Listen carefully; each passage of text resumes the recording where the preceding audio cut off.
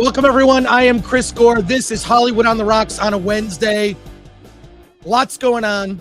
Alan Ng and I have both seen Dune Part 2. We're going to talk about it on the show. Plus, the director of a documentary called The Hobby about trading cards will be joining us at the end of the show.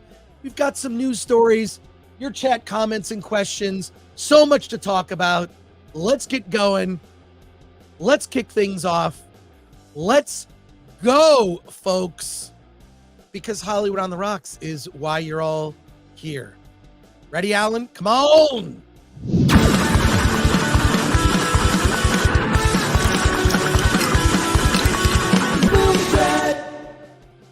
I have no idea. All right, thank you for turning the mute. I have no idea what's going on.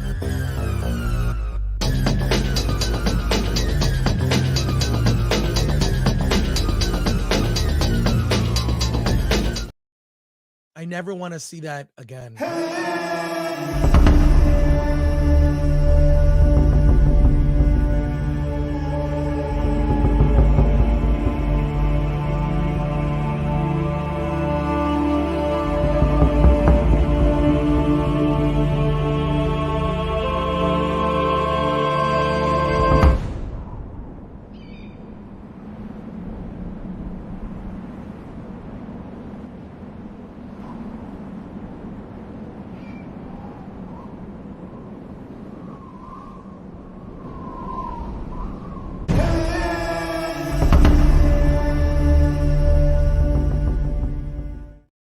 That was just, to be clear, I am a straight man. And I am too. And I'm super straight. But I am engaged in a heterosexual relationship. Yeah, and we're both straight. We want to get that. Yes, I'm in a heterosexual relationship. I'm putting it out there. I'm all on board with Bress. That Alan and I are straight. I stand with them and in between them. Alan! Alan! Alan! Alan! Alan! Al! Alan! I don't know what that was all about. Like, I'll Wait, what? Already? No, I say we're gonna get if we keep doing that stuff. Yeah. All right. It's a big day today. Dune Part 2 movie I've been looking for. Why are you late, Chris? That's what I want to know. Because I agreed to be on EFAP, which was I enjoy. I don't know if me being on it is I don't know if I really contribute anything, but here I am, Film Threat, Hollywood on the Rocks on a Wednesday. Let's get to your comments and questions because it's going to be a big show. These are 4 missed super chats that were from Versus on Monday. Versus is our new show. It will be on Mondays. We may move the time around a little bit to accommodate people's schedules, so be aware of that. But we talked about Madam Web. We will talk about on Monday, we're going to talk about Dune Part 2 with a group of people who have all seen it, including Comic Book Girl 19 will be here. She's practically a Dune scholar. Yes, she hasn't been around for Alan, you're going to have to cover for me a lot. When I mute to cough because I'm sick, it would help if you just sort of like radio, wave your hand. I'm going to cough. And then, no, you could just see me do it. All right, let's get to these 4 missed super chats from Rumble. Darrowmouth, Rumble Premium user sub-supporter for 2. Says, glad to support a fellow Rumbler. I know it has its growing pains, but YouTube has close to 18 years of a head start. So I'm glad that you guys are taking a chance on here. Yeah, they had a lot of venture capital going into it as well. Well, there you go. Water Faucet for 999 says, like Mahler tweeted Reese Stuckman, he will praise the director, actors, artists when a movie is good, blame the studio when a movie does terrible. This is horrible logic as a reviewer.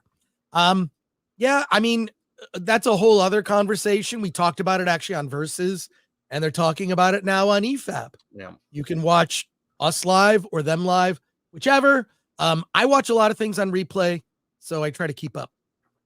Joe Not a Fed for 5, Canadian, says studio movies will get better when at least one big studio starts replacing their wokesters with good indie movie makers. Change from within. Could not agree more.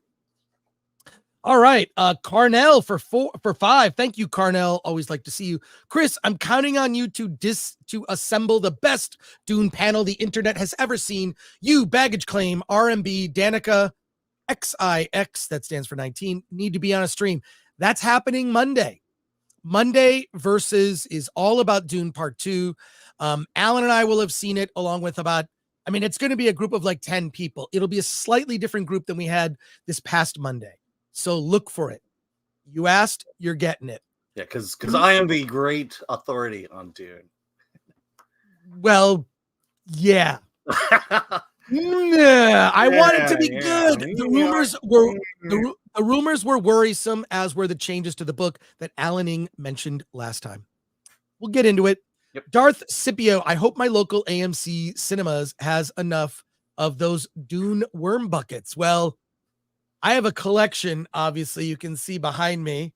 Here's one Dune bucket. There's another Dune bucket. There you go. It's going to keep collecting them. Collect them all. Where's the Lynch Shai-Hulud, by the way? Elliot Cecil for 499. Can we talk about those awesome concept art we got for a pitched Batman Beyond movie? I have not seen that, but that sounds cool. It would be interesting. I think we need just a regular Batman movie. A good Batman movie. We need a good Batman movie. We need a good Superman movie. We need a good X-Men movie. We need a good Nerd Cookies. Hey, Nerd Cookies. Excited for this review on the road, so I'll be listening. Oh, that's great. Well, safe travels. Safe travels. And we appreciate it. Blue Wide Scorpio for 499. I have a man crush on you, Chris. I'm comfortable enough with my heterosexuality to admit it. Well, there you go. I have a lot of male friends. I mean, whatever that I like to hang out with. I hang out with Alan. I hang out with Dante. Hang out with Paulie from Latino Slant. Yes. Wide range. Sunday night will be a huge sausage fest. It will be, yes, sausage fest, and then Comic Book Girl 19 will be there. Slayer 96 DA, the first for 5, says, my Goody Bud is canceled and my Tyranator versus Rillaboom animation is under works. I'm at frame 237 and I will work on a different movie about Wheaties. I have no idea what I just read. I have no idea what I just read. Alan, can you decide? Okay, so there are weed references here, which I don't know because I don't partake. But maybe he is under. Oh, he is in his current high, and at this point he is at frame 237, and maybe he will go to the third act with another set of weed. Well, there you go. There you go. Alan with the analysis. Red French Moon for €2, who's a member, says Versus was really good. Enjoyed it a lot. Thanks. Well, Versus Monday is going to be fire because we really have, I consider Danica, Comic Book Girl 19, to be something of a Dune scholar. She has the amazing series, which is the Dune Book Club, where she takes you through the different chapters of the Dune books. I think she went all the way through God Emperor. So there you go. It's also, I like to bring in different voices.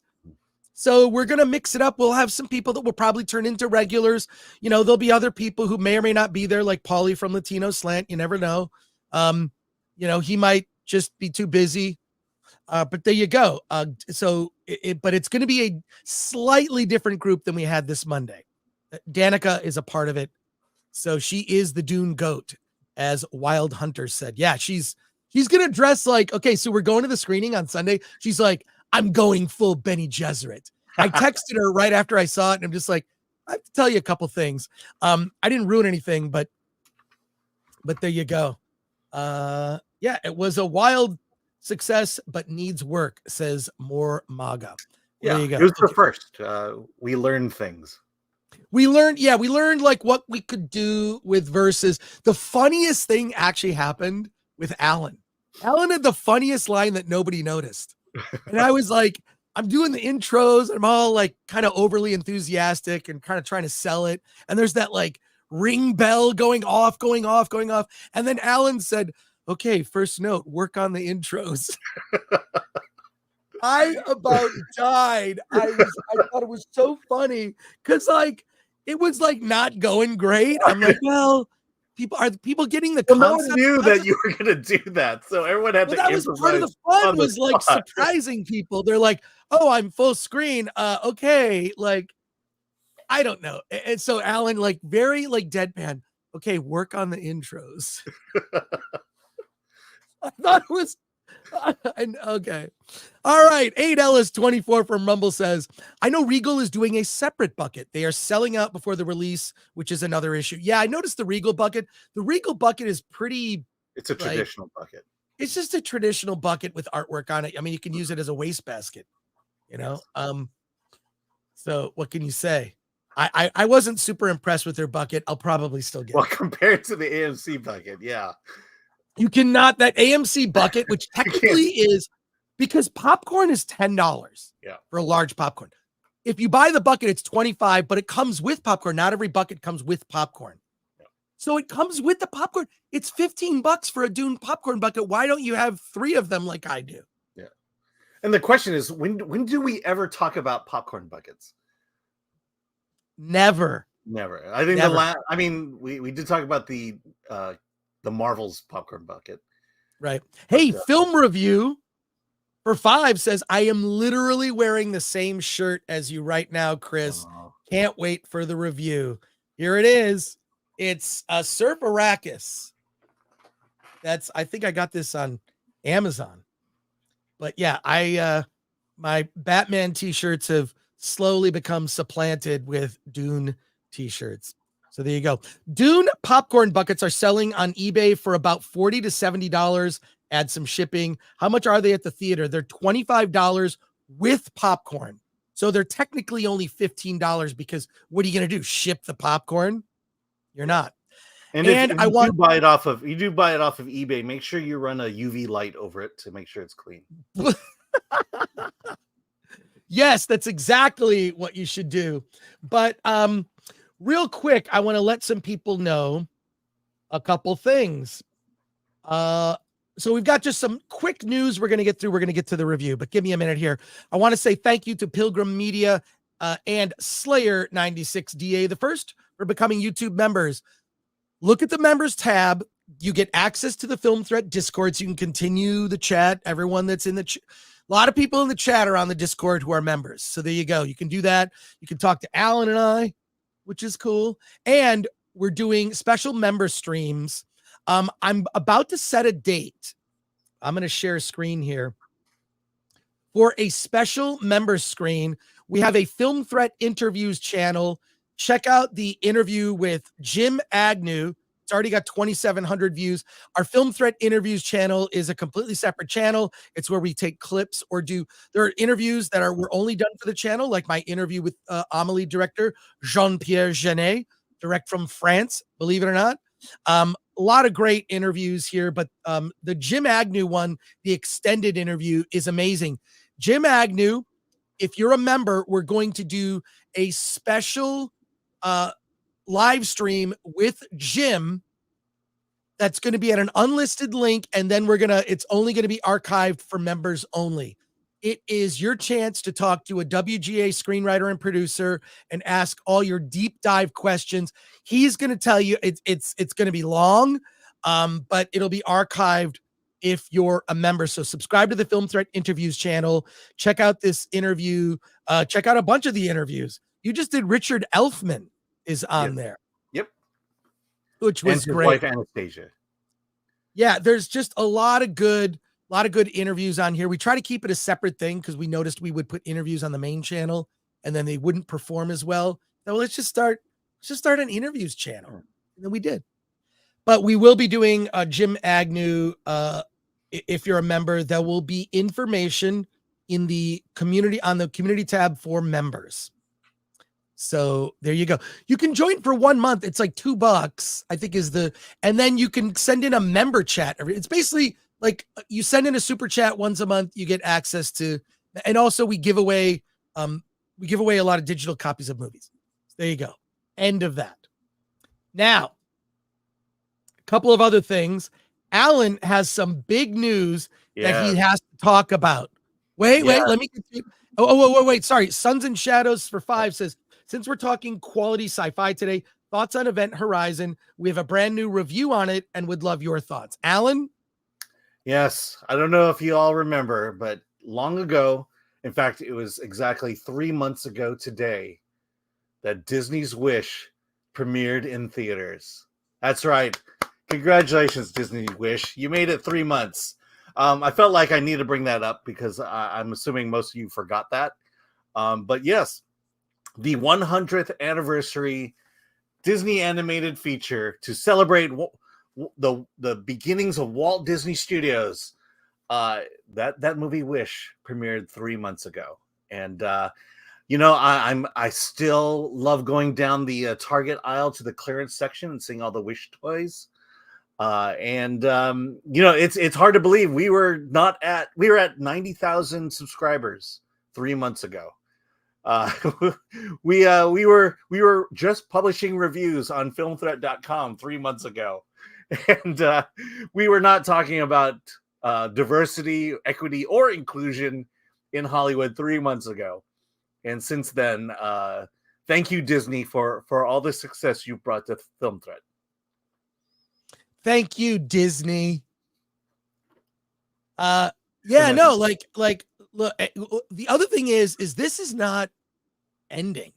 We got an email today from someone telling us about Wish and how they were so excited. They saw this as the biggest thing ever. Even though when it was reviewed internally, it got some of the lowest marks of anything, any recent Disney film. Yeah, the executives, the people running, the directors thought that this was going to be a smash hit. Absolutely thought it was. So, as it says on the line there, Disney's Wish celebrates 3-month anniversary. Well, someone had to. It's singular on purpose. You know what? Here's what I hate about myself is being so detail oriented. I'm very detail oriented. So there you go. I'm very done. But So the next D Files will be about Wish, and it will also include the Vancouver studio, which we've uncovered a few things about that. So that will be in 2 weeks. Right. Well, I mean, look, there's another wrinkle to this story that people are talking about, which is that AI more than likely is going to replace a lot of jobs. There's a new, I'm going to share screen here. There is a new open AI that can literally create video from text prompts. It's called Sora. We'll put a link in the description. It's openai.com/SORA. And Sora allows you simply put in keywords and it makes a video for you. This is really, and not just that, what's being reported in mainstream news, I'm going to share something else very quickly, is that AI is going to replace a lot of jobs, in particular when it comes to animation. So this whole thing about a Vancouver studio or this or whatever, more is coming. Yeah. More is coming. So let me get to this. It's a quick clip here. I'm sure it's going to go right to a commercial immediately. So I'm going to let that play out. But I think we're getting into dangerous territory where you're going to see, let me back it up just a little bit. I want to make sure that the timing is right on this. You're going to begin to see a lot of industries affected, but animation probably going to be one of the first. You're going to see it probably not in like a Disney feature, right? It's just going to make things easier. It's going to condense the timeline where you'll be able to put out an animated feature. I think you're more likely to see it in animated television, in kids shows. That's what I mean. Like animated features. Kids shows first. Mm-hmm. At the theater, I'm not sure yet, but let's take a look at this quick clip. It says impact of the AI will be 21% of U.S. animation jobs. This tech is from the makers of ChatGPT, so very much a big technological jump for that company. Yeah, but scary. I mean, Brian, what if I typed in right now, I want Brian Chung to tell me about the stock markets, and then I want him to walk down the street and buy a Starbucks? You wouldn't need me. Do that? It might, and you wouldn't need to do me. But here's the thing. There are some things inside the announcement today that came from OpenAI with regards to the way that they would protect you, for example, using my likeness. So usage policies that they already have in place, the company says, will reject violent or hateful images, sexual content, celebrity likenesses, IP of others. They also say that they're engaging policymakers, educators, and artists as they develop and test this technology, which, by the way, OpenAI tells me they don't plan on releasing to the public anytime soon. But regardless, even if they say that, what we've seen is that in practice, it's hard to stop. The issues with the deep fake porn, for example, with Taylor Swift's likeness, just illustrates how difficult it is to police these things. With video, it's very much an issue. So there you go. Alan, what are your thoughts on this? Yeah. The thing that stuck out in that clip was the idea that they're going to regulate it for hate speech, things like for violent images. Only the public version of it will. I mean, people are going to abuse it. I think, we talked before about this. This will most likely be used in television and kids shows. I think on the flip side, I think this technology would be great for indie filmmakers. It's the tool, and I feel like indie filmmakers deserve it more than studios do, because there's no reason that I don't know. I think ultimately, when it comes to AI, we're still at that point where we can tell the difference, and I think our brains are gonna take a disliking to it. I don't think people see it as something positive, especially from an art standpoint. You're muted. We shall see. All right, pivoting. It's time. It's time, Alan. And I want to say thank you to the nearly 1,200 people watching us live. Thank you so much. If you're new to the channel, please subscribe. And if you, smash the like button, please. Here we go. Let's go.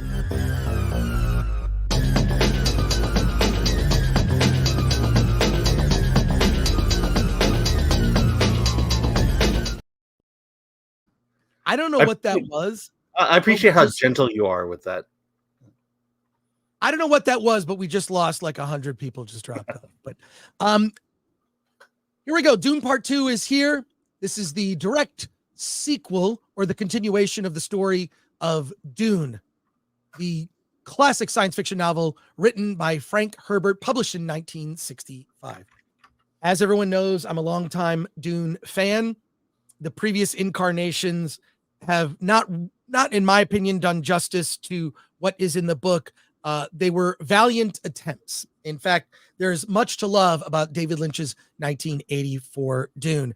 And one of the things about the flaws of the 1984 Dune, it does a pretty good job of telling the beginning of the story, the first half, the fall of House Atreides. What it does, unfortunately, is it rushes through the second half of the book.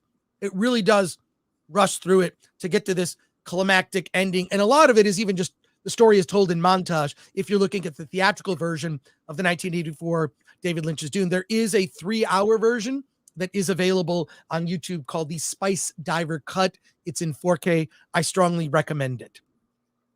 Now, do you need to watch Dune Part 1 to see Dune Part 2 and understand what's going on? Technically, you don't, but it would be nice, because effectively, according to Denis Villeneuve, this is one movie broken into 2 parts. It's one north of 5-hour film that is broken into 2. It's broke in the middle, and then we're continuing nearly directly where we left off from Dune Part 1. It is then the rise of Paul Atreides. He goes through a series of tests with the tribe of Fremen, who he has befriended. Stilgar is a believer, but not everyone else is a believer. And what Dune Part 2 does really well, I want to focus on the positives first, because I have nitpicks. I'm also not going to get into spoilers. The film in its scale is epic. Epic special effects, epically told. The stakes are right there. Paul Atreides is now seeks revenge for the death of not just his father, but everyone from House Atreides who lost their lives in the Harkonnen attack and takeover. So he's driven by revenge. And the tool that he will use is the belief in a legend, a myth that was created by the Bene Gesserit for his coming, for the coming of someone who would come to Arrakis, rally the Fremen in a holy war to not only take over the planet, but to then spread their new religion across the galaxy, and attack these other great houses. That's the long-term goal. But Paul Atreides has to conquer the worm, which, if you went to see the preview, and has actually been released already on YouTube, the scene where Paul Atreides does ride the worm. There are also a series of, other minor tests, just mastering the language, mastering the customs of the Fremen, and becoming a hero and proving himself amongst the people, where he engages in these attacks on the Harkonnen spice harvesters. He begins to build up a reputation. Could he be the Maudie? And this reputation then grows to the point where the Harkonnens hear of Maudie, which eventually gets the attention of the Emperor, who has to solve this nonsense. If you've read the book, if you've seen the original Dune by David Lynch or the miniseries on Sci-Fi Channel, you effectively know the story, but you've never seen it told in such detail. And what I like about it is what Denis Villeneuve does is he will come up with an incredible way to tell an epic part of the story, while at the same time taking a breath to let a moment play out, a conversation between himself and Stilgar, or a camaraderie with himself and the other Fremen who begin to admire him as he demonstrates his knowledge and in the strategies of effectively guerrilla warfare. So, Alan, am I missing anything about the story? Well, I think to me, Do you have anything to add? Yeah, to me, I think what I liked about this one compared to the others I've seen is I understand the Bene Gesserit much more, and I like the fact that how they are kind of the connective tissue of this entire world, and yet you still don't understand their importance yet, which I believe is the setup for the third movie. But I did like that aspect of it. Yeah, I did like that aspect of it. And the film does a really good job of explaining the Bene Gesserit. Also, we get much more insight into the Harkonnens. Yeah. That I really, really like. My favorite part of the movie was on the planet Harkonna. I don't know what they call it. No. It's Gidi Prime. Okay, whatever. Gidi Prime. Whatever. Alan. But the production design, the art design of that entire segment is nothing like I've ever seen. A lot of thought and effort went into it. The fireworks during the celebration is like, oh, it's different, and it's weird. It's the best way to describe it is Gidi Prime. The scenes on Gidi Prime, which is a good chunk in the middle of the movie. Yeah. It just suddenly the story shifts to what's happening on Gidi Prime, and it's incredible. The politics that's happening, the Bene Gesserit, and all of their motivations. It's otherworldly. You feel like you're on a completely different planet that is unlike Arrakis, unlike Caladan. It's very, very different. And Austin Butler, I would say actually all the performances. Austin Butler as Fade Routha, amazing. He's just amazing. He is a psychopath, and to the point where I felt parts of this movie, you could have done an R-rated version of this movie. Yeah. There are parts that are so gruesome in the Colosseum, which we've seen in the trailer, and a lot of the fight scenes, the battle scenes, It's borderline R-rated film. Yeah. They literally could have just pulled the camera out just slightly and it would have had to be R-rated. I mean, they really danced up to the line of gruesome deaths in this film. And I liked how they borderline R-rated. I like how they contrasted him with the Dave Bautista character, because he is smaller. But in terms of brutality, in terms of gore, Austin Butler just nails it. He does a fantastic job. I really can't say anything bad about any of the performances. Yeah. But the one no one's talking about is Anya Taylor-Joy. Yes. Don't talk about that just now. But she makes quite an impact. Right. But let's just say this. To bottom line it, because there's so much I could gush over. I had a smile frozen on my face that by the end of the movie hurt. It because I couldn't believe it's what Denis Villeneuve did so well was capture the tone of the book, the otherworldliness. It's so different. This is not for children. This is, as he stated before he even started making the first movie, he said, I am going to make Star Wars for adults. That's what this is. Yeah. I have complaints, and we're going to get to them. Well, here, let me make one comment. Please. But when I was watching Dune, funny you mentioned what you mentioned, but when I was watching Dune, the one thought I had in my mind is Chris is going to have a smile on his face this entire movie. No, I did. I had to stop and go have I been smiling for 20 minutes straight? Because a lot of the stuff I thought I would never see, right? Yeah. Now I'm in two minds. Let me just say from my review perspective to this point is that it to me I think it helps knowing the book before going in. The movie is fairly dense in terms of lore, and it's easy. It is so dense it's sometimes hard to understand the nuance and the details of it. And I think having some prior knowledge will help. And so I'm curious as to what someone truly cold will think about when they see this film. That's the thing is, here's the thing about this. A lot of people are saying this is the greatest war movie since Lord of the Rings, The Two Towers. I can definitively say it is not. No, it's Lord not. of the Rings, The Two Towers, the battle at Helm's Deep, a completely different type of battle that encapsulated almost the entirety of that middle film and book. It's the second half of the movie, basically. Right. It's the second half of that movie is just all that battle. That's not what this is. I think that Two Towers had a better story in terms of the battle itself is a story. There are a series of battles in Dune Part 2 that are very different. Attacks on spice harvesters. There's other attacks. The Harkonnens strike back. And then there's a climactic battle at the end. But it is not like the Two Towers, and I'll say that it's hard to compare the two. Okay, Lord of the Rings is fantasy. Okay, it's fantasy, swords and sandals, whatever you want to say. It's it's a completely different. I don't think they're very comparable.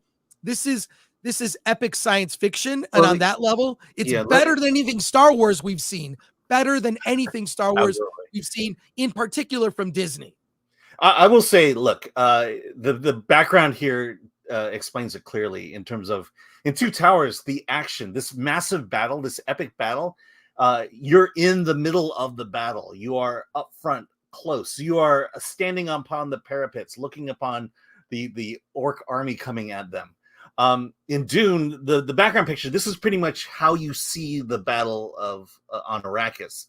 It's very distant. The guys, you see the little guys there, very tiny, very small compared to the large sandworms.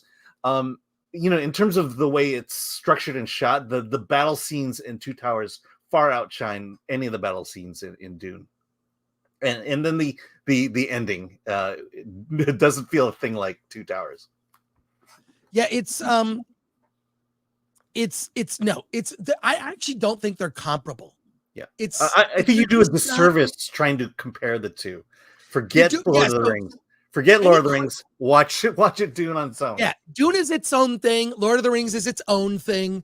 If you're saying which is the better war movie, I think Two Towers is a better as a war film. But Dune Part 2 is more.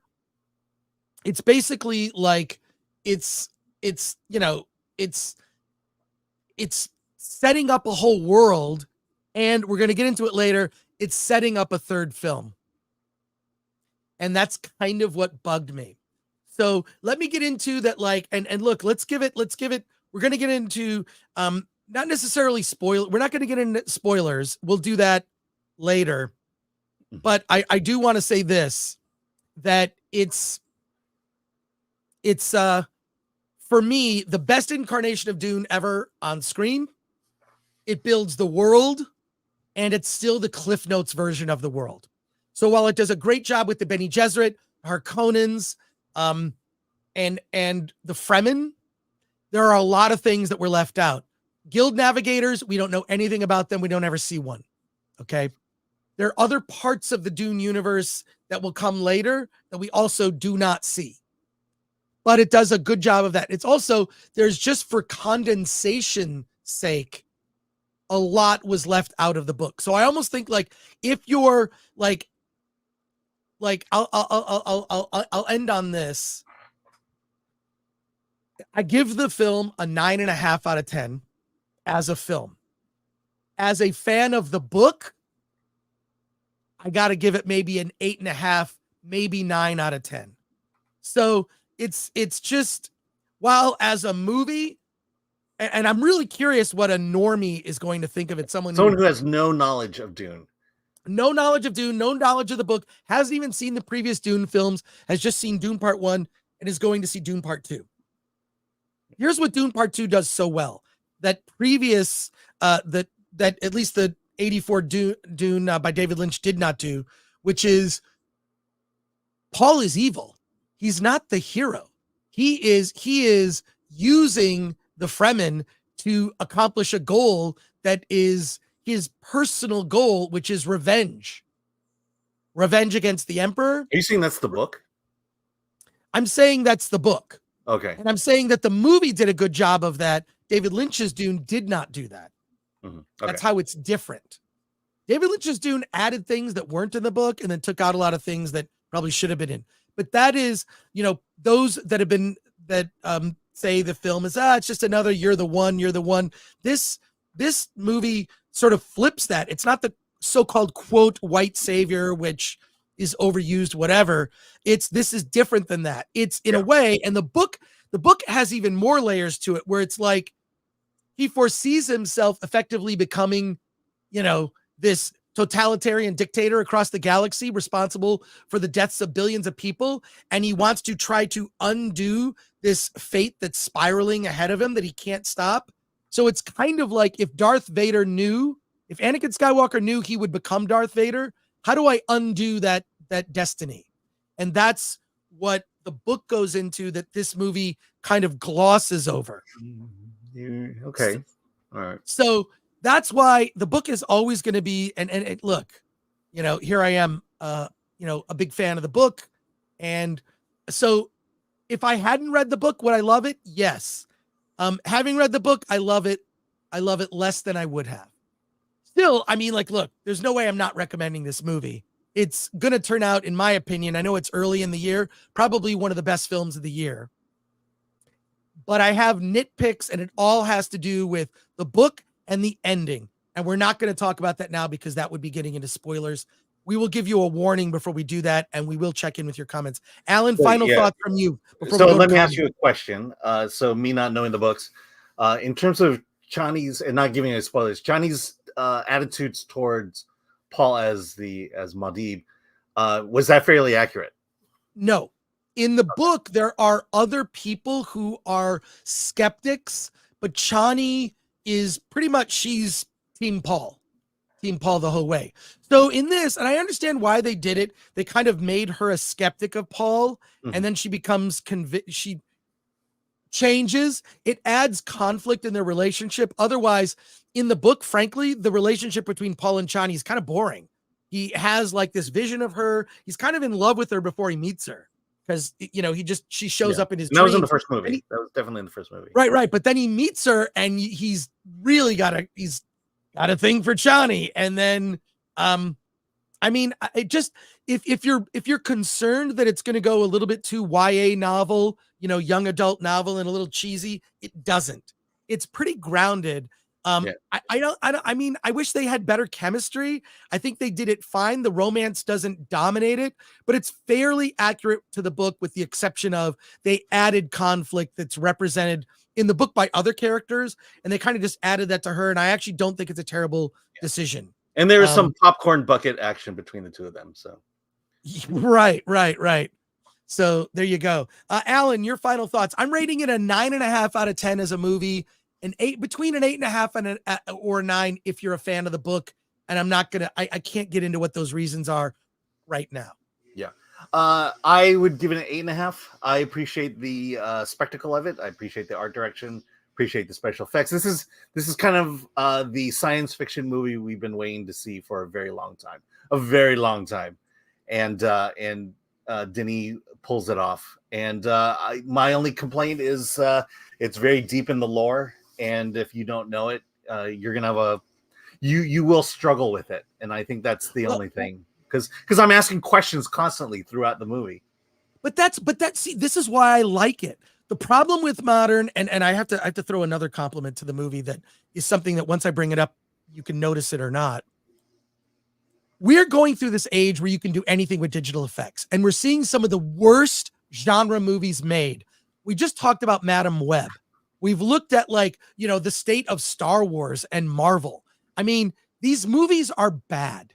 They're not made for adults. They haven't aged up with the audience. The one thing you have to give Harry Potter credit for is over the years that the 8 Harry Potter movies were made, the movies aged up in terms of maturity with the audience that was watching it. So the early Harry Potter films are very much for children, and the later Harry Potter films are darker and more for teens and adults. This movie is for adults. This is adult science fiction. We rarely ever get to see an adult science fiction movie that takes the subject matter seriously, that doesn't assume the audience is stupid. And not only are the special effects grand and epic in scale, they're different. When they shoot laser guns, it's not like, in Star Wars, it's this visual shorthand that Star Wars started this template and then everyone ripped it off. And Denis Villeneuve went, I'm going to make my movie look different. When there are laser guns, lasers, as would appear in real life, it's just a laser beam. It's not a pew, pew, pew, which then everybody ripped off, right?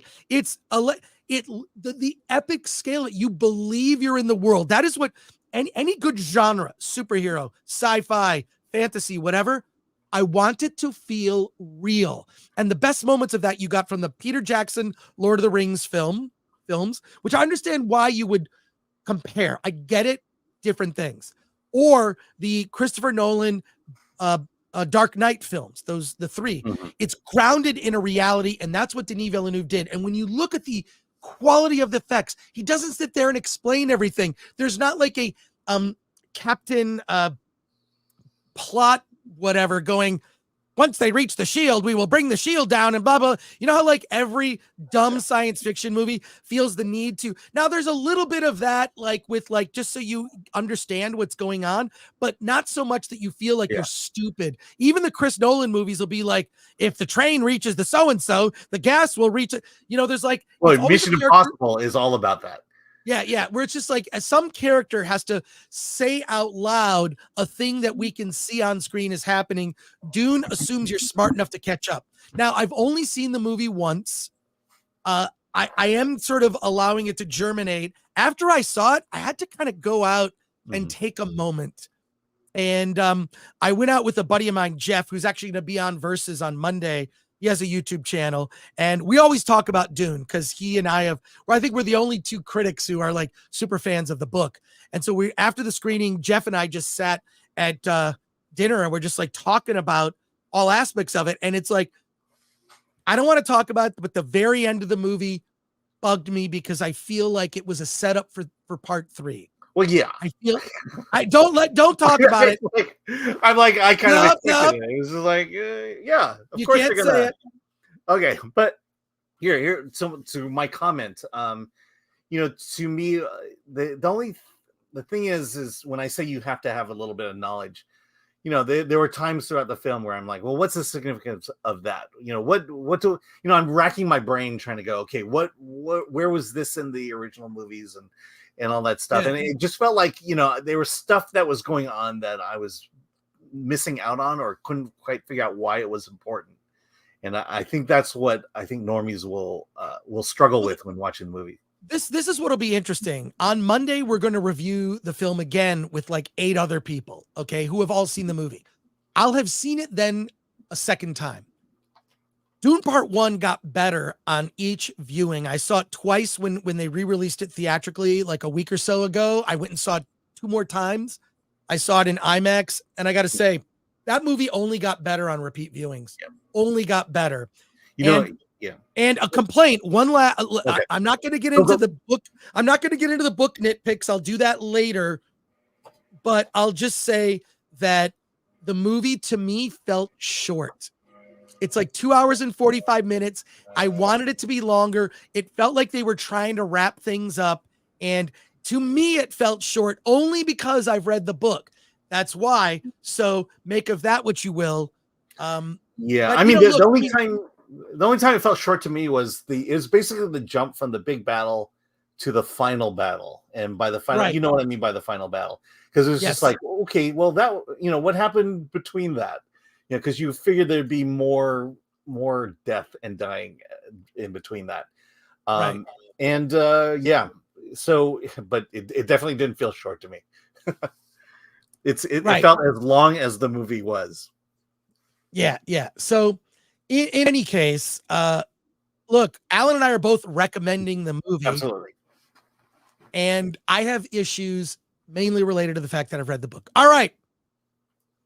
Let's go here to your comments and questions. And I got your message in the private chat. It was mentioned that Nerd Cookies is driving. Okay. Thank you. All right. Okay. That's a note.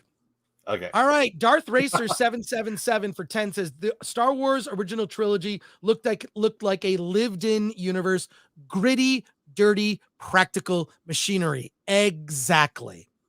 Moto Churro for 10 says, how can I send you a video? My 5-year-old daughter watched a movie and had her own review of it. It's about a minute long, and I think you'll get a good laugh. You can go to filmthreat.com/contact. I probably will not show the video because I don't think it's a good idea for us to show a minor on a 5-year-old. So Moto Churro, I mean, I'll look at it, but I'm not going to show it. Thank you for your super chat. For 20 from Livy Lamb. I really wanted to go to Chris's movie meetup, but I live too far away. So I made my own. And next week is our 12th event. Just wanted to say thanks for inspiring me to get out of my comfort zone and start this meetup.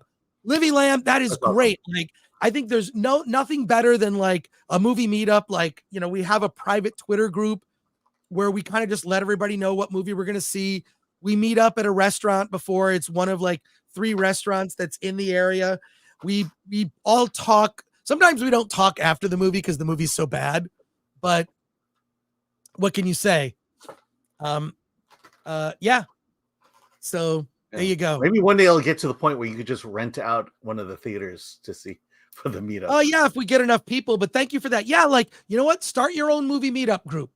We go every week, even if the movie's terrible. It's really fun. All of us have AMC A-list. I think it's like $25, but outside of the state of California, it's only $20, and you can see 3 movies a week.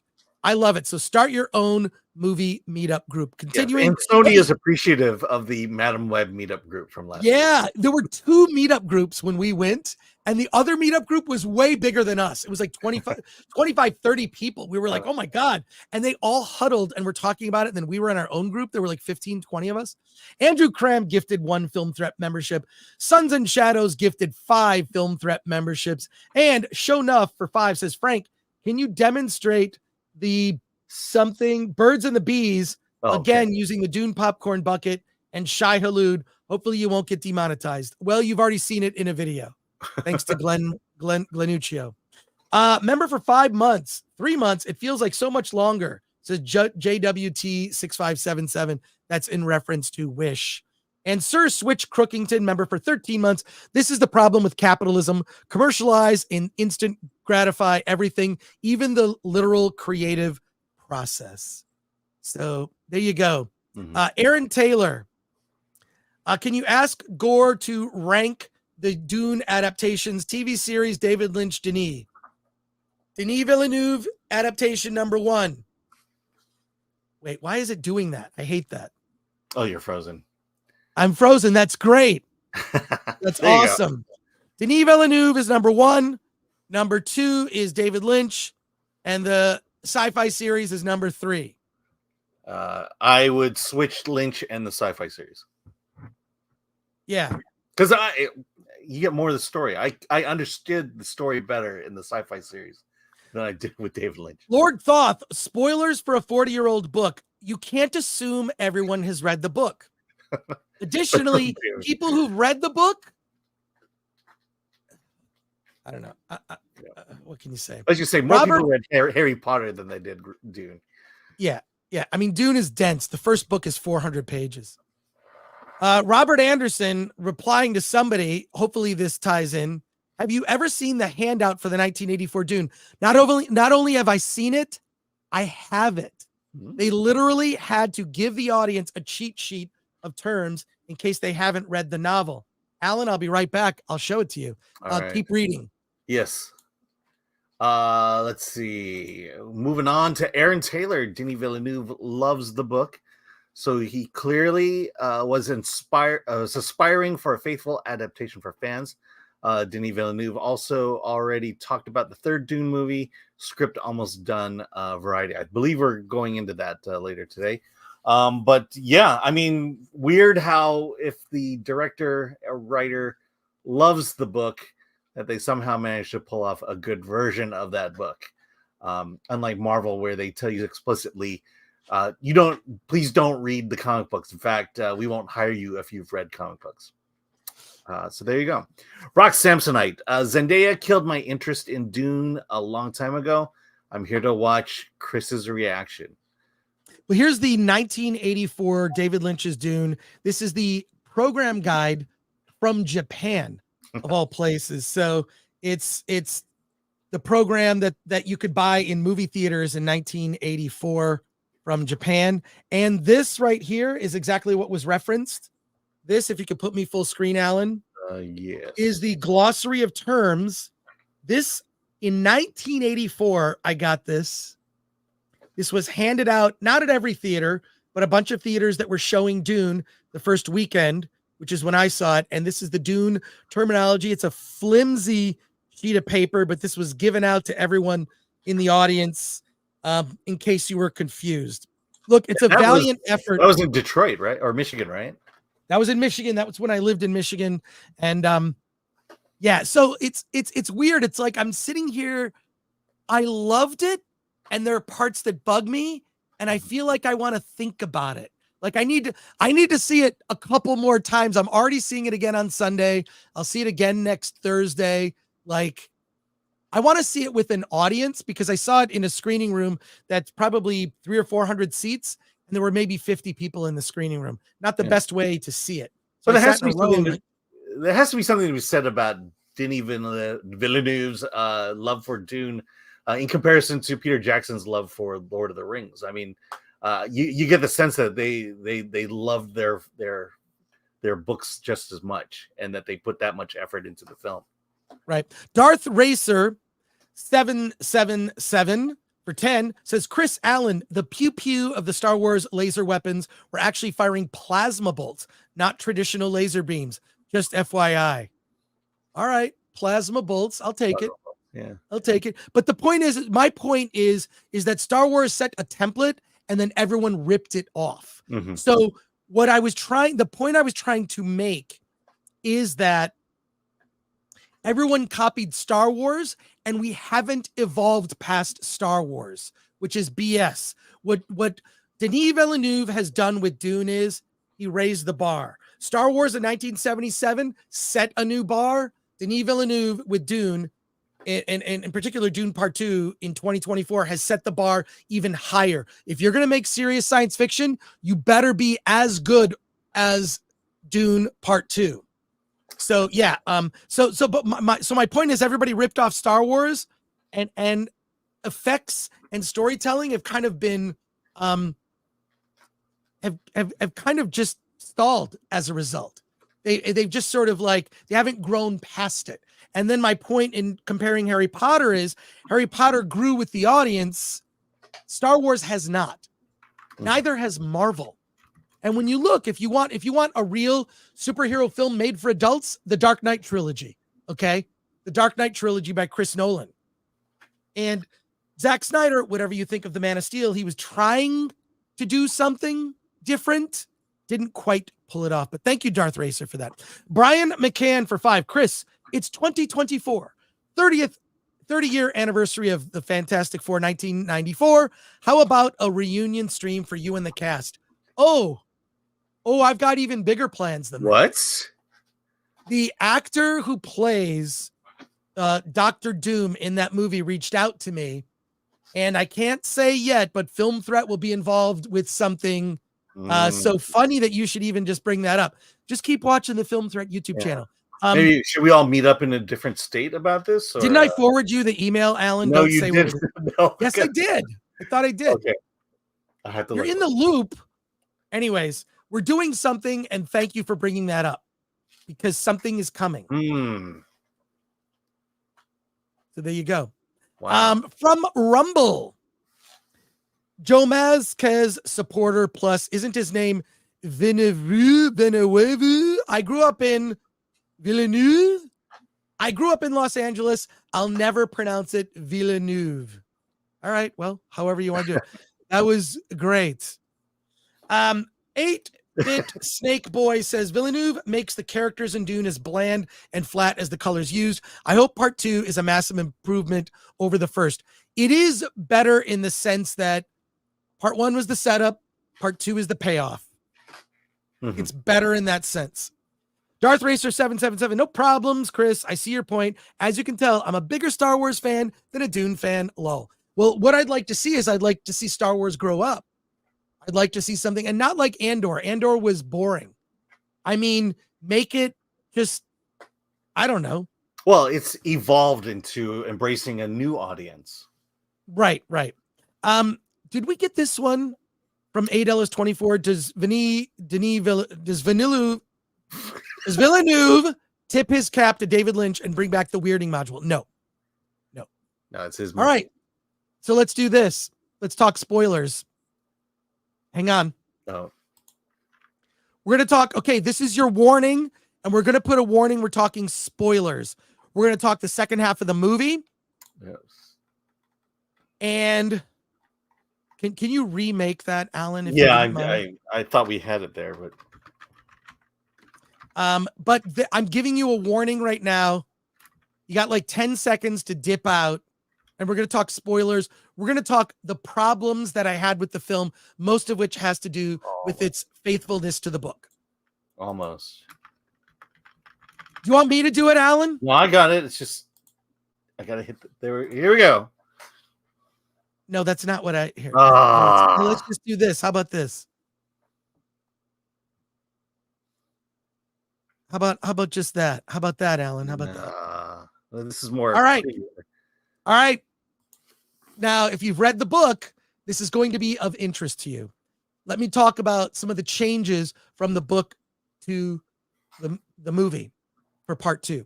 A couple of things. I don't think that Dune could ever have been done. Any faithful adaptation of the book could ever be done unless it was 12, maybe even 24 hours. It should have been a mini series on a Max or something like that.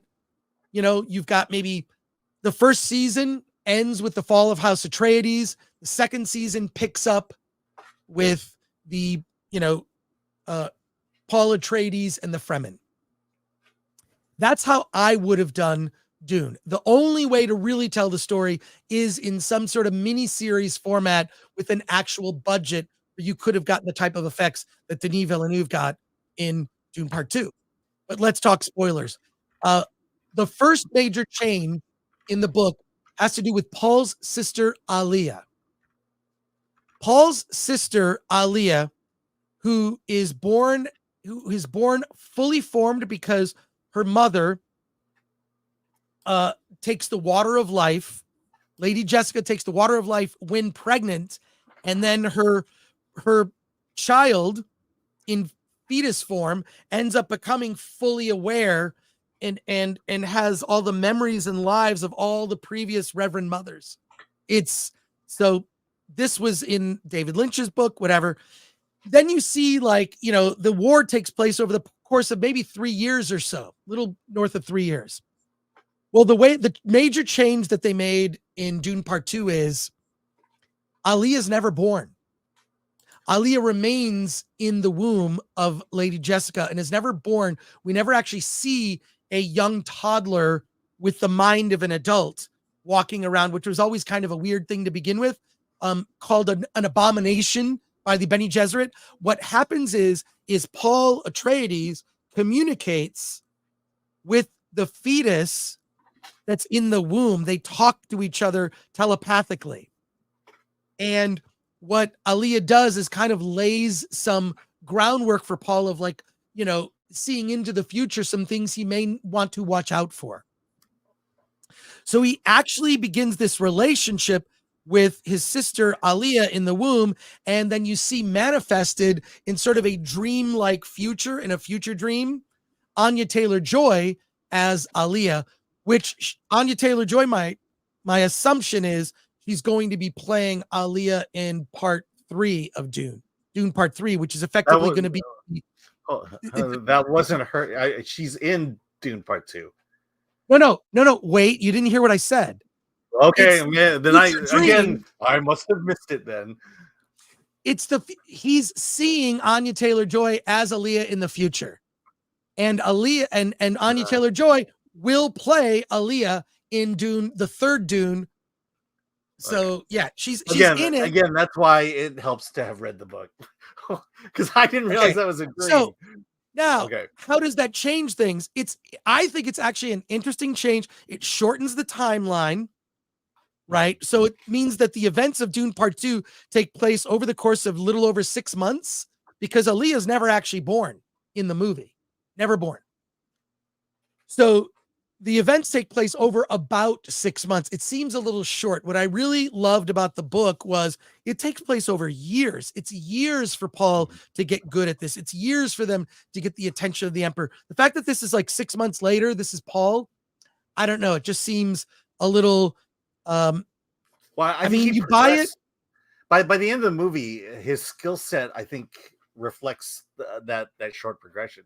It's not like he becomes a super warrior by the end of the movie, or you know, if anything, he becomes the leader he thinks he needs to be. Right. That's probably the best way I can explain that. Yeah. He learns the ways of the Fremen and is respected, and he becomes Muad'Dib. The other thing I didn't like, and I talked about it with my buddy Jeff, is that I really feel like Dune Part 1 should have ended with the naming ceremony. It should have been maybe 10 minutes longer, Dune Part 1, so that Dune Part 2 picks up after that. That's sort of a good chapter stop, right, for a 2-part story. When he earns his name among the Fremen people, he has, you know, Usul, the base of the pillar, or Muad'Dib, that little mouse that is able to survive in the desert on its own. So those kinds of things, whatever, they bug me because the book. The other thing is that also, not only in David Lynch's Dune, but this Dune, Paul and Chani actually have a child. They actually have a child that gets killed. So they actually are not only together romantically, they have a kid, and then the kid gets killed. The baby gets killed in one of the battles, which like adds fuel to Paul's anger towards the Harkonnens.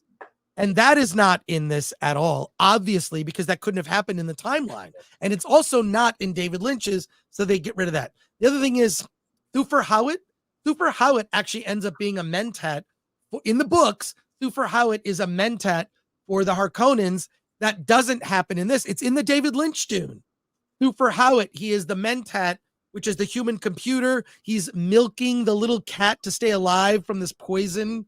It's creepy, it's weird, but Thufir Hawat, you just assume that he's gone. He also has kind of this scene at the very end of the movie with the Emperor where he has a reunion with Paul. None of it is in it. I'll say this: Josh Brolin is fantastic as Gurney Halleck. He's so good. And the thing that bugged me most, the big changes, a lot of stuff happens at the end of the book, and there's just what Denis Villeneuve did is like, I'm just going to change a lot of this and get rid of it, because it's just like a scene where it's like, well, this has to happen with this person, then this has to happen with whatever, and then Paul has to, like, take Urlin's hand in marriage to merge the houses, right? It's like, it's so much happening in the book that it's like, I understand why he condensed it. It just was missing for me. Those are the big changes. And the fact that, and this is, I don't know that this is a big spoiler. It bothered me and I don't know why. And I'll just say this, my mind might change. The very end of the movie is, as all of this, the great houses have now come to Arrakis because Paul Atreides is threatening to cut spice production forever, and the Holy War begins. Billions of people across the galaxy will, in the name of Muad'Dib, be killed. The Holy War begins, and Fremen are loaded into ships to go off into the galaxy to battle the great houses. As this is happening, after Chani has seen that, in a way, she kind of feels like, at least the way I saw it, she feels she may have been used and played by Paul. She goes off into the desert to call a worm. And the end of the movie is Chani and not Paul. I thought it really does feel dark.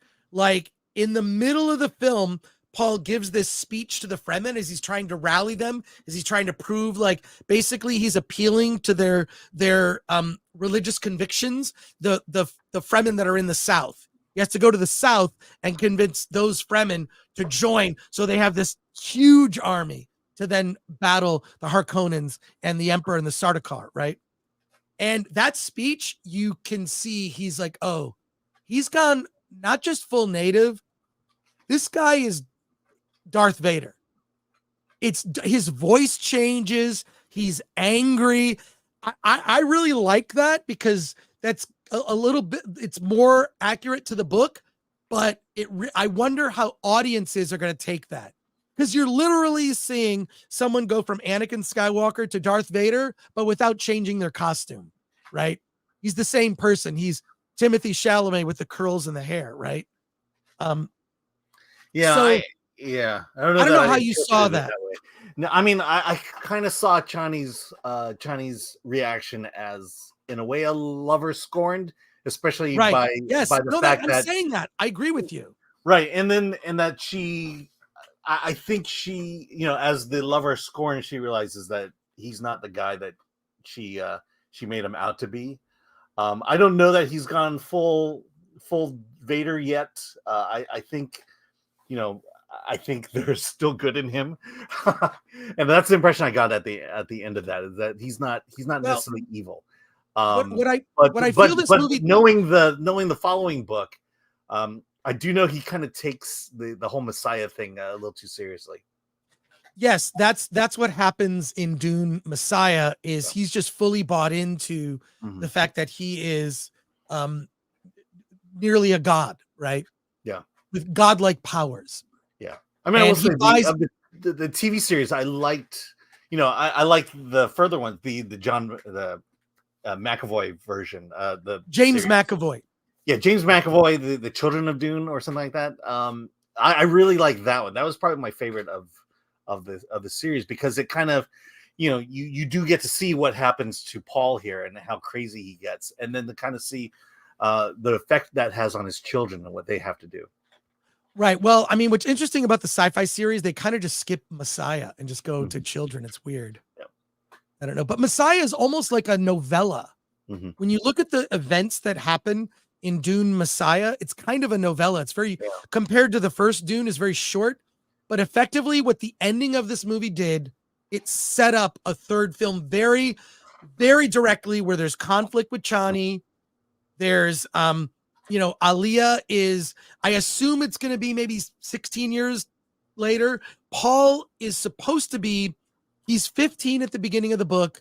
By the end of the first Dune book, he's 18. And then Dune Messiah, it's years later and he's in his 30s. So, and Aaliyah is grown up. She's grown up into a young woman.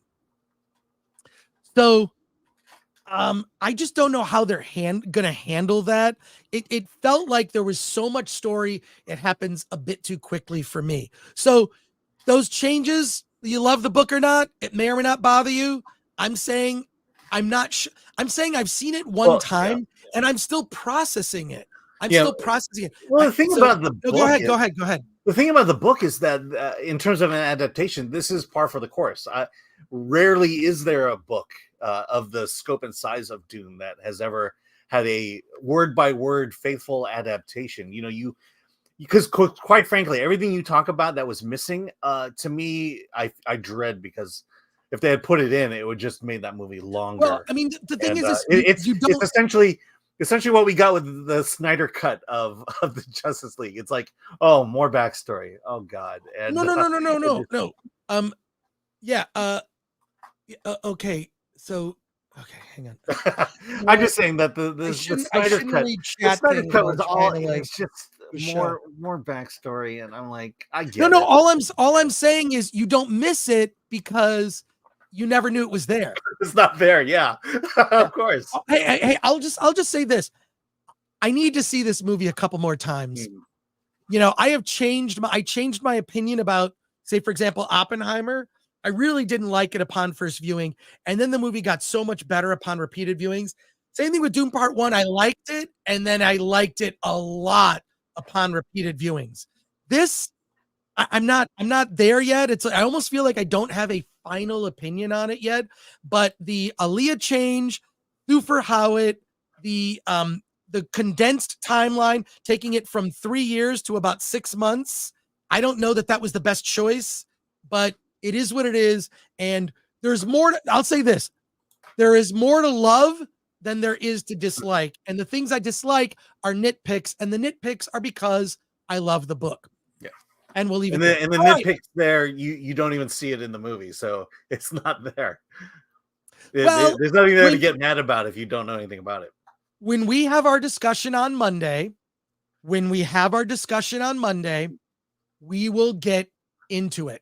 And we're going to have people who love the Dune books and people who do not. So get ready for Monday.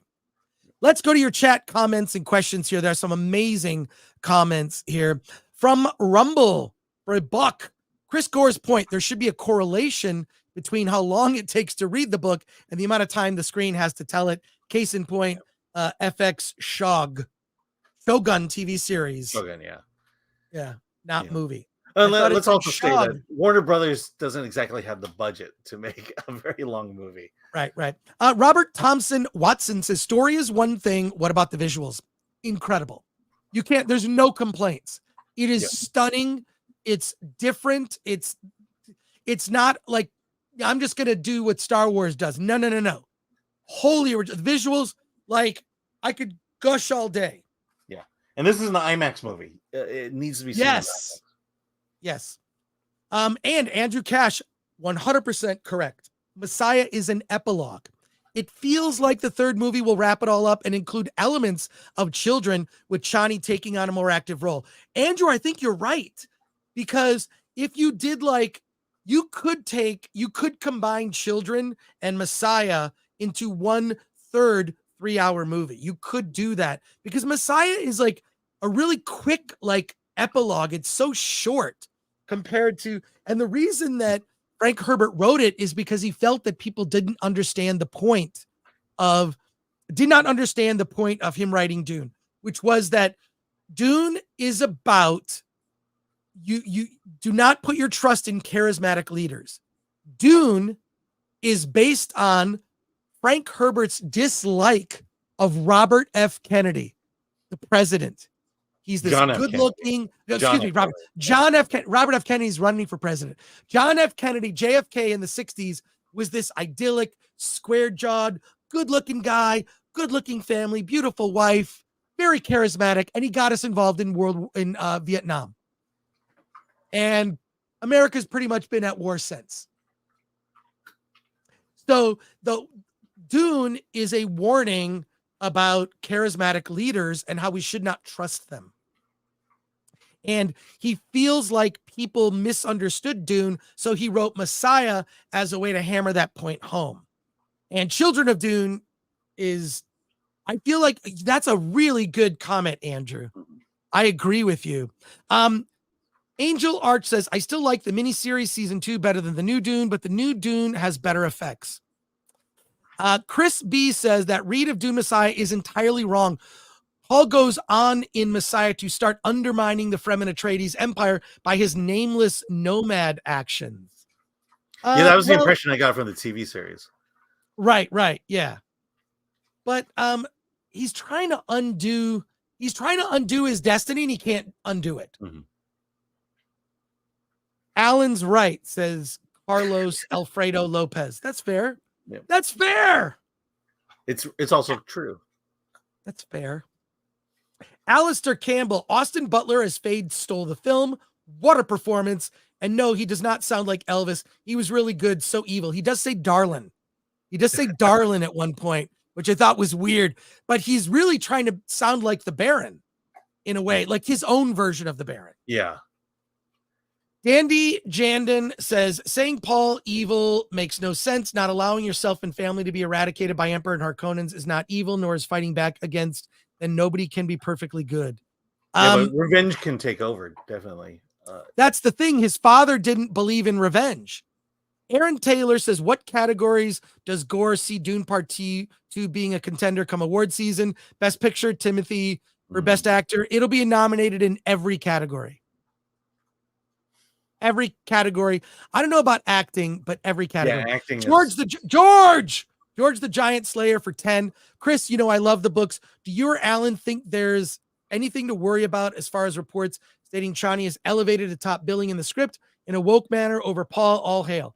Nope. Doesn't happen. That was a meme that someone put out that is stupid.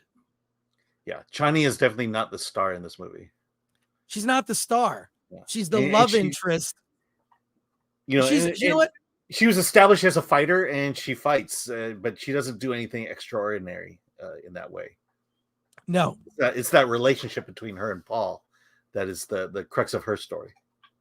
And George goes on to say, I want God Emperor of Dune. Thank you, George, for your generosity. Yeah, God Emperor. And then also, question for you, Alan, from Bruce Leroy Jenkins for 2. Alan, Asian representation, and don't say Batista. I mean, Batista is Asian, so there you go. The other thing is on the Harkonnen planet, whatever that's called, D25 Prime. Okay, so D13, D Prime. Yeah, the sun is so hot that everyone has squinty eyes. So there's your Asian representation. Well, it's interesting because they did a really interesting thing with. Can I just gush about this for a second? Yeah. I'm going to gush. So the movie, we're getting to like the middle of the movie, and you're like, where's Fade Rautha? And then the movie just goes to Gidi Prime and is there for like 20 minutes. Yeah. It's so good. So you're at Yeah. Gidi Prime. And what's interesting is, so when you're indoors on Gidi Prime, things are in color. When you go outside, because of this weird black sun, they kind of explain there's this bizarre black sun. The light makes everything black and white. It's just this stark black and white, and it's glorious. So there you go. Yeah, if they put a yellow tinge to it, yes, it would have been more Asian. I'm going to leave that joke where it is and go from there. All right, just yeah. And that's how I fill time. I'll just kind of stutter and stammer.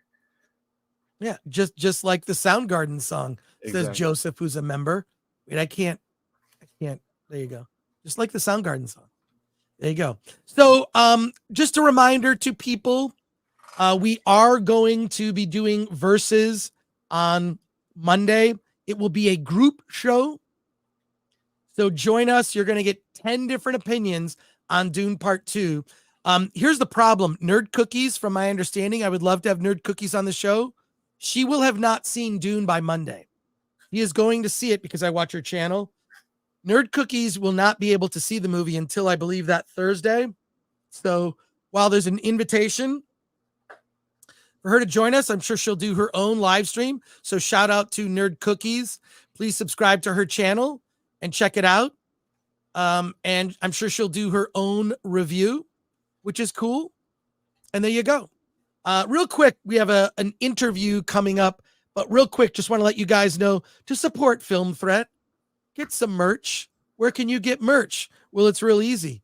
You go to shop.filmthreat.com. We even have like a Dune themed shirt, believe it or not. Yeah. So help support the channel. Go to shop.filmthreat.com. You can pick up the Blu-ray of Attack of the Dock, which is great. We still have copies left. I know it's past Valentine's Day. You can get an I Heart Movie Geeks shirt.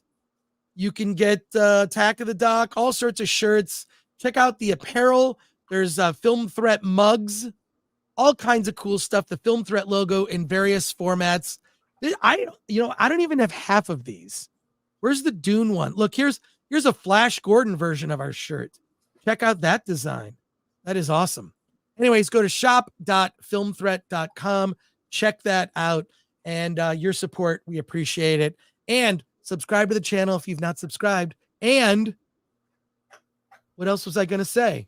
Oh, the other thing is one last thing before we get to our interview for the day. A lot of people ask, how can I get my movie reviewed on Film Threat? Well, it is very easy. You go to filmthreat.com/submit. So, excuse me, filmthreat.com/submit-project, or in the upper right-hand corner of the Film Threat website, it says submit your movie. We will review anything. Now, we do have 30 freelance writers who will review movies. So go there, fill out the form, send it in. We review about half the movies submitted to us, probably because we get about almost 100 movies submitted to us every week, and we only have so much time. We do our best, but there's all sorts of options there. If you have a movie that's coming out, say your movie's coming to Prime Video, strongly recommend you buy an ad package. We, if you can't afford a publicist or whatnot, we're just, look, Film Threat's about indie filmmakers. We want to support indie film. Submit your movie to us, get it reviewed. And there you go. And that's just a reminder, everyone. So if you want to contact Alan and I for anything, just go to filmthreat.com/contact. All right. Time to pivot, Alan. Time to pivot. What is this? I'm looking for the video. No, here we go. Okay. Here's the one I want to play. It's Alan. It's just Alan right there. No, that's not it. Yeah. Let me remind you, that was 4:30 in the morning. And was that for? Oh, I know why. Because that was during our our Oscar nom. The Oscar noms.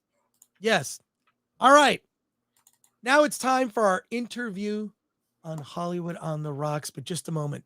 A quick special message. A special message. I love breasts. Women look at other women's breasts. Gay men love breasts.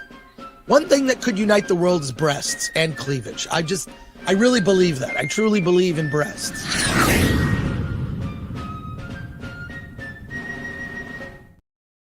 All right, it's time for the guest. Come on.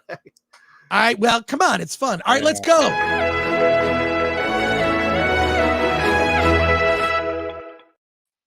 Hey, we are here with Morgan John Fox. Morgan is the filmmaker behind the documentary The Hobby. Morgan, welcome to the Film Threat Livecast. Thanks for joining us. It's an honor. Thank you so much. Cool. The Hobby is a documentary that is about trading cards, people collecting trading cards. We're not talking about just trading cards. We're talking about Charizard. If you know anything about Pokemon trading cards, that trading card is worth how much, Morgan? It all depends on the condition these days. Like you got to get them graded 1 to 10, but the perfect 10 condition Charizard in a first edition can go, as high as $300,000 these days. Yeah, it's pretty wild. this documentary was made over the pandemic when the trading card industry just ballooned. Morgan, I assume you're a fan of collecting trading cards. I'm going to guess you're a collector yourself. I don't see how you could have made this movie with the deep knowledge. What got you started making this documentary? Yeah, I collected as a kid in the 90s, just like sports cards, honestly, at that time. And then I got back to it a little over 10 years ago, just randomly bought like a box of cards at Target and then caught the collector bug again. I'm a filmmaker. I've been making films since around 2002. I made my first feature film, Blue Citrus Hearts. I was living in Memphis, Tennessee at the time. So being a filmmaker who has made both narratives and documentaries, I was working on a project with Neon and XDR as a co-production. It was another documentary. And I was talking to the director of that film at the time about trading cards just randomly because he had bought one or two. And so he understood my knowledge at that time. And then we went to XTR, the production company out in LA. We went to their offices and we were filming an interview for that movie, which is yet to be released. And they, that director told me that they had a documentary on trading cards set up and ready to go and needed a director. And so I literally, he said, I think you should be the director. And he walked me into a meeting. It's one of these Hollywood stories where you suddenly walk into a meeting, you happen to have knowledge of a thing, be in the right place at the right time. And so I had literally like 2 minutes prep to sort of like figure out a pitch in my head really quickly. So yeah, I mean, that's how I got into it. And then my producer, Ted Speaker, who was producing the other film that I was on, he met with them as well. And I had to put together an official pitch after that, a pitch deck and everything. But, I think within a month we were filming. It happened really quickly. Well, I'll just say this, like, I didn't realize, like, you got me. And you know what? I do have trading cards. I've got like trading cards of the Batman 1989 movie with Michael Keaton. I'll pick up trading cards here and there. I never really been, but like, look, I've got boxes. I've got like wacky packages. Those were the first times I remember. I was never so much into sports, but wacky packages I love that made fun of, different products. So I've rebought those. I've even bought books with artwork from trading cards. So I don't consider I'm a very, very much a newbie, a novice, or a normie. I just collect things that I like.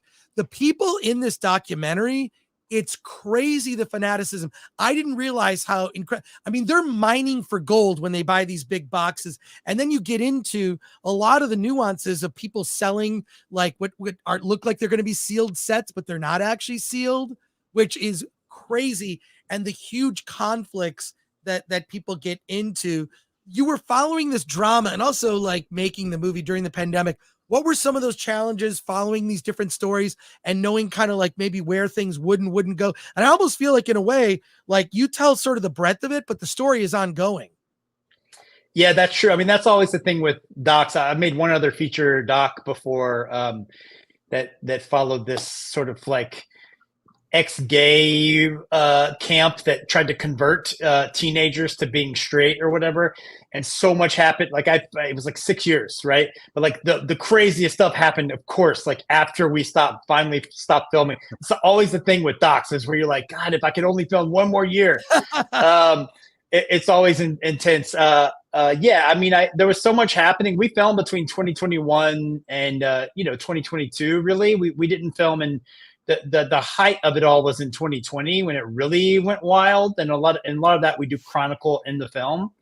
The prices on these things exploded. These like nostalgic pastimes people got back into because the pandemic, and nostalgia is this thing that grounds us, right? So anytime when there's uncertainty in life, people gravitate towards nostalgia, and that's what happened. And then as a result, people, you couldn't go anywhere during 2020. So people were eBay, went wild, and these things literally like skyrocketed. Like it's hard to describe. If we're talking about sports, there's a Michael Jordan rookie card that was already a lot of money, $30,000, a lot, right? Well, during the pandemic, they went as high as $800,000. Like that's how wild, but that went across the board. So Pokemon, I've gotten a lot, speaking of the cards that you're into, I've gotten a lot into non-sport stuff. So I collect like Gremlins cards autographed by Joe Dante. Like that's the type of stuff that I now focus on is movie stuff because I'm a movie guy, right? But yeah, it was just, you know, anytime something is monetarily wild and out of control, that there's a seedy element that gets involved. So people were faking the Pokemon boxes, those original first edition boxes. People were like opening them and then resealing them because you can buy those boxes empty online. I mean, they're actually valuable themselves, but people would buy those boxes. And then for the example of what happened that we feature in the doc, Logan Paul, I think, spent $3 million somewhere in that area on a sealed case of the first edition Pokemon cards. It was one of the only sealed cases left in existence. And he has a whole video. You can go watch his, but he opens them because there was some suspicion around it. And it was resealed boxes that had G.I. Joe cards instead inside. Oh, and so he got scammed. I think he got his money back because it had changed enough hands with some other reputable, like, sort of middlemen in the world. And so I think he got his money back. But, you know, I mean, that kind of stuff always happens. People trying to fake stuff or whatever in any world where there's money involved. I just didn't realize because my kids were into Pokemon cards. And now I kind of feel like I need to make them watch this documentary. But I'm like you. I've collected like movie cards or pop culture, never into sports so much. I have one sports card. What is it? It's number 18, New York Jets, Flash Gordon. It's Sam Jones. Apparently they actually got a photo of him in number 18. He's the quarterback, New York Jets, Flash Gordon. And I have Flash Gordon's card. It's gotta be but it's the only sports card in my entire collection. But we've got over 1,000 people watching live here on YouTube. We have a lot of questions in the chat. Do you mind like going to some of these questions? Let's do it. Let's go. I don't know who posted this, but it says, I once had the complete first and second set of the original Star Wars cards. Oh, that was you. Of course I destroyed them. That's you? Yeah, I destroyed them like I did my Star Wars toys. Oh, no. Let's see a question here from Red French Moon, who's a member, says, a question for Sir John Fox. Being a collector yourself, was it easy or difficult to get open doors from other collectors, or is there a form of competition among the community? No, most people, you know, look, in any niche hobby where people collect stuff, your favorite thing is like the opportunity to talk about it, right? Because often a lot of the people in your life, you know, have no interest. They're just like so bored or not into it. So the second someone is like, hey, can we come and like talk to you about this niche thing that you're into, that you like to collect, that your, you know, partner or your close friends probably maybe don't even care about necessarily, you know, you never know. And so many people were really happy to allow us into their lives a little bit and be a fly on the wall to see their day of day. I mean, some of these folks really do this for a living and others are more novice in the world. But I found everyone to really accept us with open arms and loved being able to show off their collection, you know, which was a lot of fun and cool because I got to see some stuff that really, you know, I'll never have a chance to own because of how valuable it is or how rare it is. You know, speaking of those Marvel cards and Star Wars cards that you were mentioning earlier, I have some of those. And there's just some really cool stuff out there that it was definitely really cool to be able to be, you know, to hold and to film. Oh, you muted, Chris. I said it's amazing the access that you got. So other questions here from Solomon Thornton says, greetings, Sir Morgan. What is your favorite cards to collect? Your favorite cards? Yeah, I mostly shipped it because I grew up as a sports fan in the 90s. And so I did a decent amount of that. And these days I don't really do that anymore. So most of my collection has shifted to non-sport cards. So like my Grail card right now that I finally was able to get is a Gremlins, like a Gizmo card autographed by Joe Dante. Wow. Like, you know, in a slab, it's like graded and authenticated. You know, it's not something that they released at the time with the autograph. It had to get autographed by him later. But then these days, there's some stuff that is released, like, you know, like Harry Potter, for example. They released sets of those autographed by the cast at the time that are extremely valuable. I don't own any of the really valuable ones, but I have some of the, you know, I have like a Dumbledore autograph card that was released in the packs at the time. It's worth like $1,000. It's worth a lot of money, but there are some of those that are worth like 30 to 40,000, for example. Yeah, so that kind of stuff. The real dream card that if I could snap my finger and I had money to throw around is The Simpsons released cards in the early 90s, and there was 400 limited edition cards that were autographed by Matt Groening and with a sketch of Bart or somebody else on the card, and they're hand numbered out of 400. Those cards go between $10,000 and $15,000. So I do not spend that kind of money on cards, to be clear, even though a lot of people in our documentary do. Oh, it's insane the amounts of money that are being talked about in your doc. I mean, it's like you're talking about trading stocks. It's nuts. Yeah, one of the craziest things, and it's sort of our way into the doc in terms of, you always try to craft the story to some degree when you're making documentaries. And our way into it was through this one New York Times reporter who had written about a card auction house that had created a portfolio of the top 500 cards and tracked that over 10 years. And he compared that to the stock market, the S&P 500 over 10 years. And that portfolio of cards outperformed the stock market by 2 to 3 times over a 10-year period, which changed everything for people who had big money and wanted to get involved.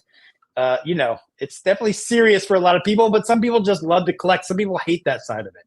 Some people just want to collect, And last question here from the Nerd Far Away says, hello, Mr. Fox. What is your favorite nerddom? And I'm going to guess that the Nerd Far Away, based on the spelling of favorite, is from the other side of the pond in Europe. So what's your favorite nerddom? I guess, what does that mean? What is my favorite nerddom? I mean, card collecting is a nerddom, right? Right. But like within that, is it like Simpsons, Pokemon, Batman? Like, what's the nerddom that's in that? Yeah, I mean, it's the stuff I grew up with. Yeah. So I love collecting the stuff that I grew up and inspired me. I have a sealed box of Close Encounters, a sealed box of Close Encounters cards that has never been opened. It's wrapped and authenticated. And one of these days I'm going to crack it out because it has Steven Spielberg's rookie card in it. It has his first card. And they're really hard if you want to grade them and get them to say the condition. They're black cards, so they really like chip easily. So in high grades, those are worth a lot of money. But I just love having that. Like, I'm a very nostalgic person. I make films because I love telling stories, and I'm inspired by those movies I grew up with. And so I just like holding those pieces of history that I remember inspiring me when I was younger. Gremlins, E.T., that kind of like the big stuff from back then. I have more niche tastes in film as well and art film stuff. But that stuff is what, as a child wooed me and showed me the magic of cinema. So I like to collect that stuff. All the great films from the 80s. And a question here, Jimmy Francis, a comment, who's a member, says, collecting passions are always interesting. Is the film available for us in Europe? And that's my last question actually is, the trailer, I believe, for The Hobby is on the Film Threat Trailers channel. Check out the trailer for The Hobby. It's amazing trailer. When is the film coming out? VOD, what's the status? Yeah, so the film came out last Friday. Okay. We're currently the #1 documentary on Apple, on iTunes, however you want to call it. It's available for rent, purchase on Apple, Amazon, and Google Play. I'm going to have to, the Europe question, I don't know. I'm sure there's workarounds. If you can't access those websites, I'm sure you can install something to be able to access I don't know anything about that. Use a VPN. Use a VPN. Use a VPN. You said it, not me. You said it, not me. Exactly. But yeah, I mean, I know it's going to, I think from what I understand in May, it'll be on airlines. It's definitely going to it'll reach you. If it's not there now and if you're not creative to figure that out, then it'll reach you soon enough. So get it on VOD or book a flight. That's the thing. Well, thank you, Morgan. I'm a big fan of pop culture documentaries. We see so many documentaries at Film Threat, and these days, I don't know how you feel about this. A lot of documentaries these days are very political, and they seem like, I used to love an unbiased documentary where a filmmaker would say, we're going to seek the truth and see where it leads us. And I feel there's so much sources of funding these days, like say, here's the conclusion we'd like you to reach. and here's the funding for your documentary so you can just tell that story. I'm so disgusted with the world of documentary. That's why, to me, my happy place are pop culture documentaries, right? Because the conflicts in there's a great one where you see this young woman is like, she's opening these boxes, her family's all with her, and she's like trying to justify that she spent a chunk of money on these cards that she's opening. And then you see like it pays off. It's like panning for gold. Like that scene, I love that scene. I love that character that you followed. What was her name? Well, Danny and Danny has since goes by they them since we gotcha. filmed. All right. We at the time in filming we were unaware of that, but yeah, Super Duper Danny is this incredible Pokemon influencer that Danny might cringe at that term, right. Influencer, but Danny is online and is a personality and goes to these like shows and opens packs and has been doing it since they were 13 years old, like on YouTube. Right. So they have this whole catalog history that's pretty incredible.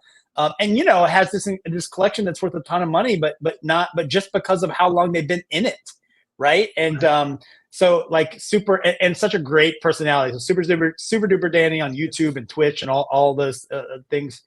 But yeah, I agree with you. I mean, I think that pop culture documentaries are so fun, and just to be able to revel in that and see, and especially if you find that thing that you're into that you get to see a whole documentary on. I mean, how fun is that? So it was definitely really a dream to be able to make this. And again, like I said, like right place, right time. I'm happy that XTR and Documentary Plus wanted to make this film. And I just feel lucky that I was the one that stepped in that office just at the right time. Oh my God, it's perfect. It's perfect. Because a lot of these stories you hear like, oh, I struggled, I did this. It's like, no, I was at a meeting and suddenly I'm directing the movie. So congratulations. The Hobby, thank you. Check it out on VOD. Coming soon to Europe or maybe a VPN, you can figure it out. But Morgan, thank you so much for joining us on the show. We appreciate it. Yeah, right. Huge film threat fan for through the year. So thank you all for having me on. I really appreciate it today. And I hope everyone checks out The Hobby. All right. Thanks, y'all. And, thank you. Come back when you've got another doc too. I'd love it. I really love it. Okay. All right. Take care later. Thanks so much. Bye-bye. Bye-bye. Bye. That was great. That was awesome. Love it. That's great. We got a few more comments here. Let's get those. And then let me take the banner off. Yeah, I like this just between you and me, Alan. I know there's only 900 people watching. You could just help me on some stuff. I did. I'm struggling. I'm struggling today. I got us then I put us in the right position. I'm just struggling today. All right, last few. I'm not going to forget these super chats. Hey, Forgotten Lectures for €5. I hope Christopher Walken is as much Walken as he can be reading his text while filming. Well, Christopher Walken is fine in the movie. I'm not going to say he's just he acts. He acts. Yeah. It's not a comedic role. If anything, the most comedy is with like Stilgar, and it's like he's just sort of, he has a few lighthearted moments with Stilgar. Depiction. Yeah, Walken doesn't always have to be Walken in a movie. Right. Le Cimmerian for 499. Depiction of the Spacing Guild, memorable. Well, it's not memorable because it's not at all in the movie. There is literally nothing with the Spacing Guild other than their presence in the throne room at the end. Like, it's here's my feeling, and this is another nitpick about the movie. Not only was Dune Part 2 setting up Dune Part 3, it was also setting up an HBO Max series about the Bene Gesserit. So there was a lot of focus on the Harkonnens, the Bene Gesserit, the Fremen, and then also Lady Fenring. Lady Fenring is in the movie. So I don't want to go too much into that, but the Spacing Guild, really not a part of it. So my thought is that Denis Villeneuve basically thought to himself, well, I can only because almost like each one of those things is its own world unto itself. When you've got this 20 minutes in the middle of the movie that's just about Gidi Prime and the Harkonnens, it's like a completely different movie about the Harkonnens. It's so good. This 20-minute sort of it's fantastic.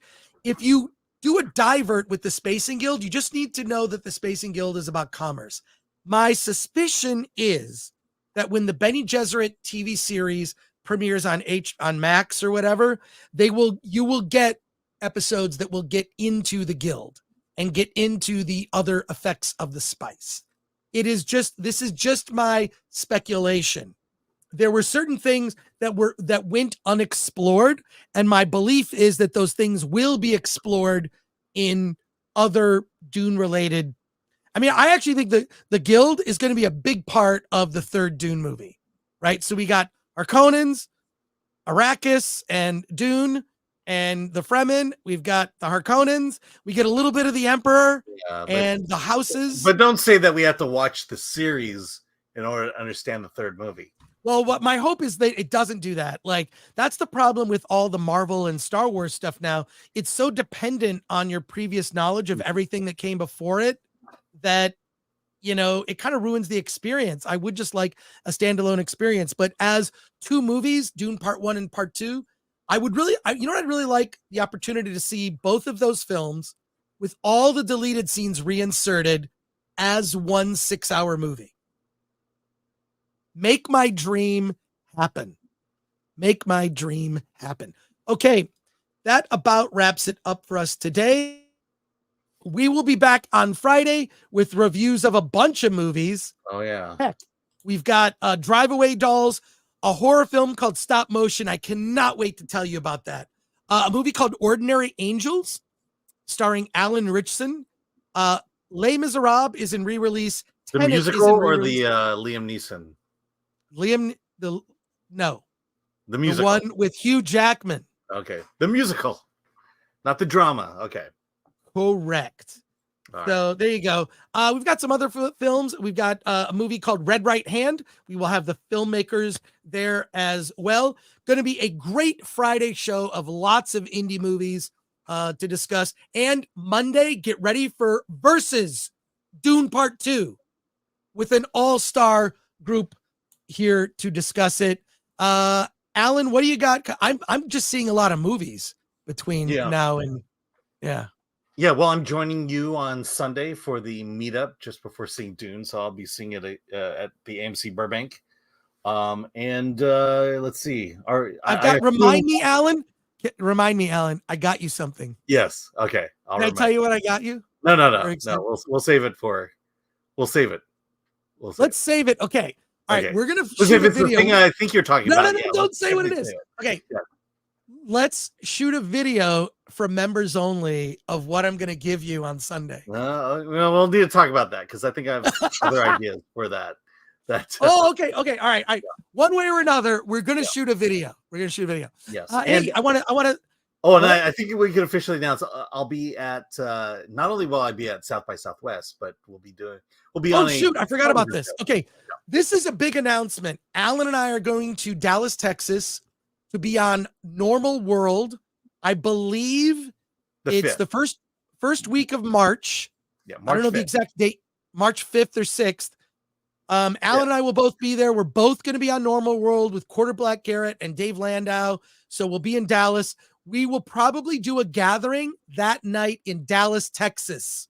We're going to do a film threat. No, Alan, don't say any words. Yeah.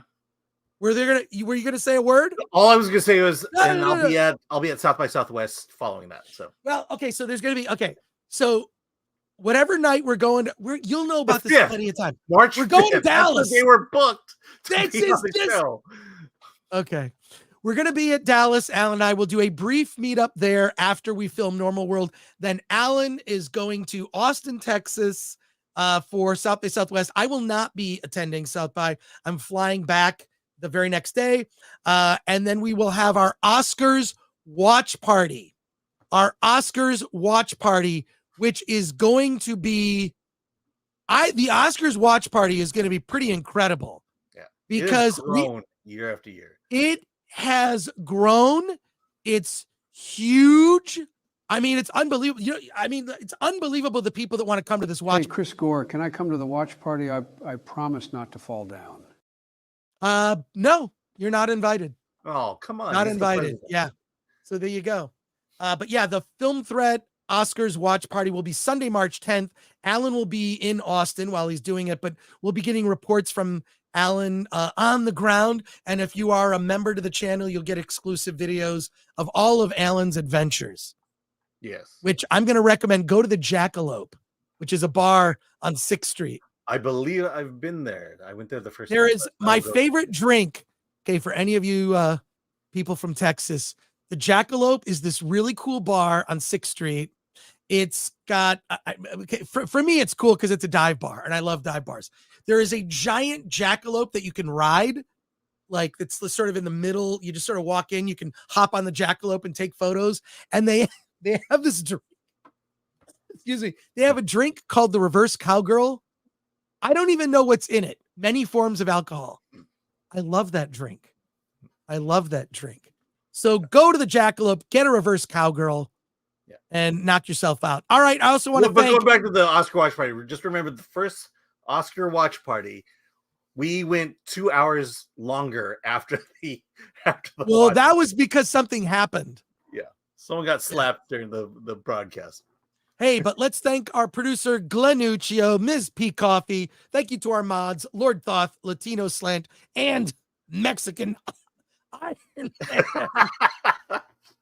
Mexican Iron Man. Thank you. Mexican Iron Man. Sorry, folks. I'm a little out of it today. And I want to thank you for, we have continued to grow as a channel. Thanks to all of you. And we appreciate it. And we'll be back Friday and Monday. And Alan, what else do you have to say? Let's get out of here.